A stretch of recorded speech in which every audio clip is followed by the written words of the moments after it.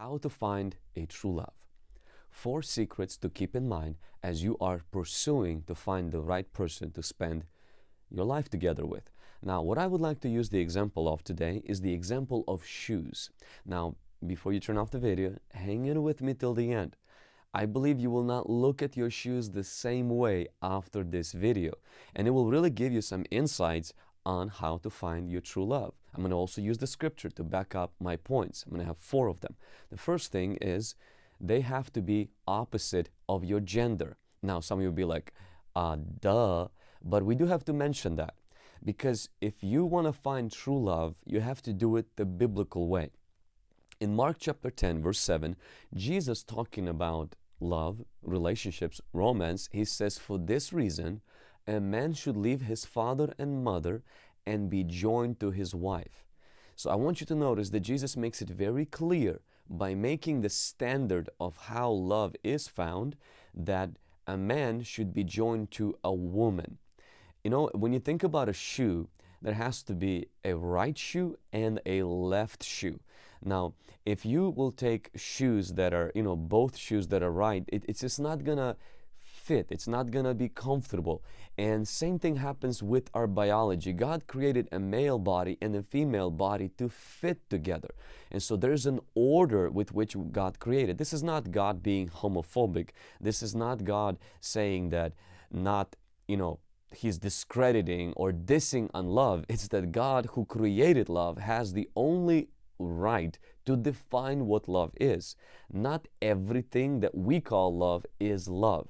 If you want to find true love, I'm not talking about lust. I'm not talking about just, when you yield to your carnal nature, but love as defined by the love of all loves, which is God. He says that the perimeters or His secrets is left has to be with the right. A male has to go with a female.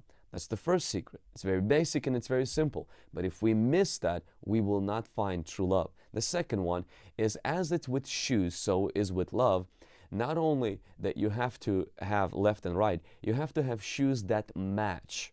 I call it, they have to match your faith. In 2 Corinthians chapter 6, verse 4, it says, do not be unequally yoked together with unbelievers. For what fellowship has righteousness with lawlessness, and what communion has light with darkness? God isn't saying we cannot, live together with unbelievers in the same neighborhood, go to the same school, and work in the same place. But the moment you begin to be yoked is a very strong word. You know what happens in marriage? You actually go into a covenant. You are being yoked.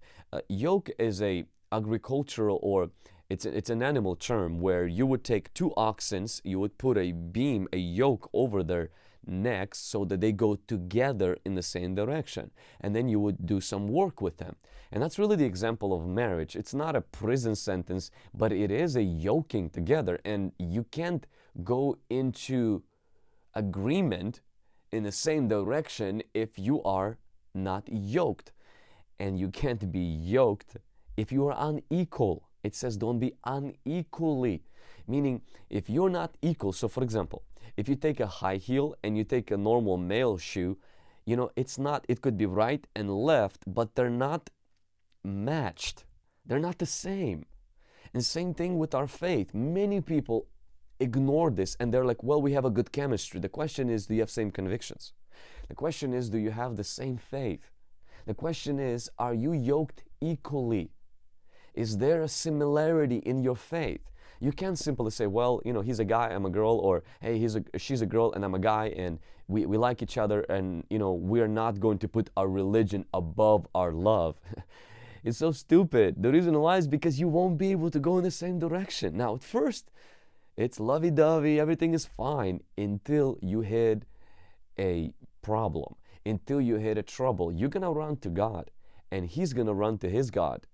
She's going to run to her God, and you're going to have a very big problems. The Bible is very clear that God's secret of finding true love is finding a person that you can be equally yoked with. Number 3, they have to fit. So not only shoes left and right, not only they have to be similar, they have to match, same color and same brand. and they also have to fit. You can have the right shoes, left and right, same color, same size. They're just not fitting you. They're just not your size. They're like 10 and your foot is like 8, or they're like 7 and your foot is like 9. They just won't fit. They're the right ones, just not right for you. This is huge because so many Christians at this point, this is where they get confused. Now, I'm going to read to you a verse. We're not just talking about shoes, we're talking about the scriptures. 1 Corinthians chapter 7, verse 39 says the following: a wife is bound by the law as long as her husband lives. But if her husband dies, she is at liberty. And that's huge. At liberty to be married to whom she wishes, only in the Lord. So remember, the third secret we talked about, it has to be in the Lord. You have to be equally yoked, not unequally yoked. Okay? The first thing we mentioned is you have to be the opposite gender. Like, I actually had a person that left a comment this week saying that they are married or they're living together with their boyfriend. It's a guy. And they went to church and they got, they watched the video and they got so convicted. They actually are getting divorced and they're recommitting their life and not following the abomination as the Bible describes it. I know it's popular in our culture, but we're talking about true love, not the culture love.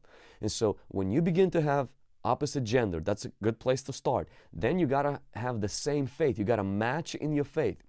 But the third thing is you have to marry or find someone you wish to be with. So the question now is, who do you wish to be with?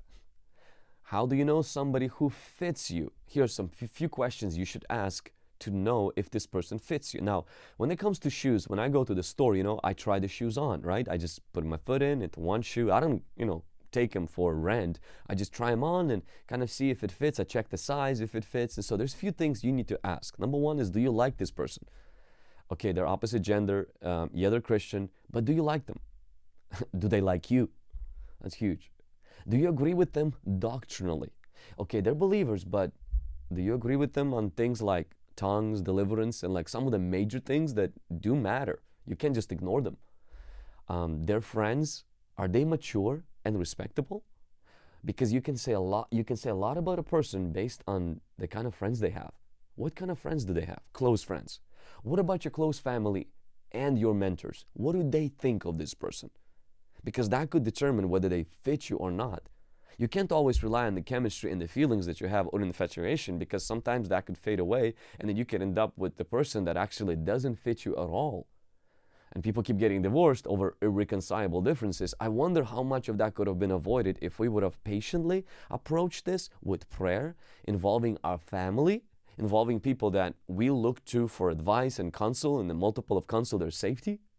If we will not just kind of look at the shoe and say, oh wow, I like this, and take it home and then realize, wait, that's a different size. Yeah, they match. Yeah, they are opposite, right and left, but that's not even my size. And so what about peace? Do you have peace in your heart about it? How do you know if they fit? Does your gut say, run? Like you don't have peace, there's like tension? Pay attention to that. Can you trust this person? Would you want your children to become like this person? Would you want your sons to be like him? Would you want your daughters to be like her? How do they treat their siblings? How do they treat their parents? Have they recovered from their ex, or they're still in a relationship with their ex, or you're talking and they're only talking about their ex and the past that they've endured? Maybe they need a little bit of healing, not a dating relationship. And so it's important not to just assume that just because they speak in tongues, read the Bible, and go to church, they're the one for you because you have deep infatuation with them. You kind of want to try to see if it fits you by asking these questions. The last thing, let's say that it's the opposite gender. Let's say that they match your faith and they fit you. You got peace about it. There's a sense of chemistry. You got a blessing and like support from people around you. Like you really trust this person. What do you do then? And this is huge, because God's secret to true love is when you find that love, that you pay the price instead of trying to seal that love by fornication. What do I mean by that? Let's say you found the shoes that you like. How many of you know you don't just wear them?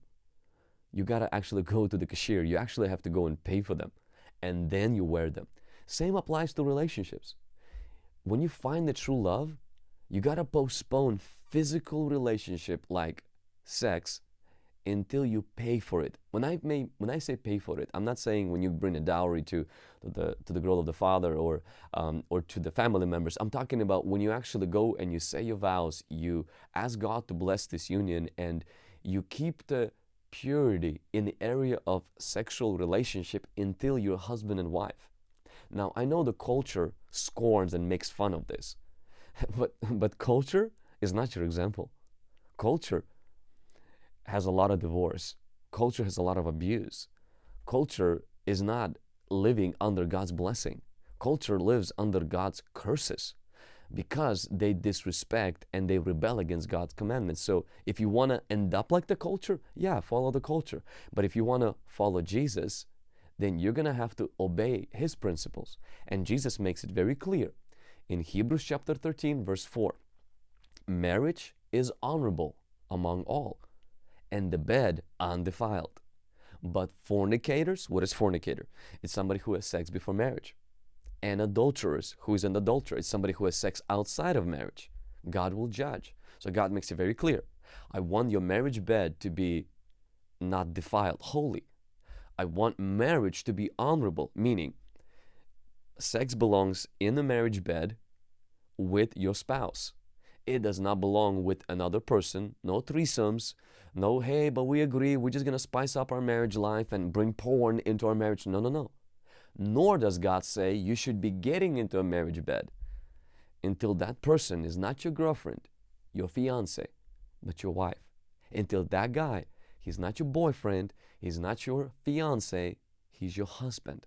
I know the culture prioritizes cohabitation, but the Bible focuses on covenant. Covenant for life. Not until problems hit us, but till death do us apart.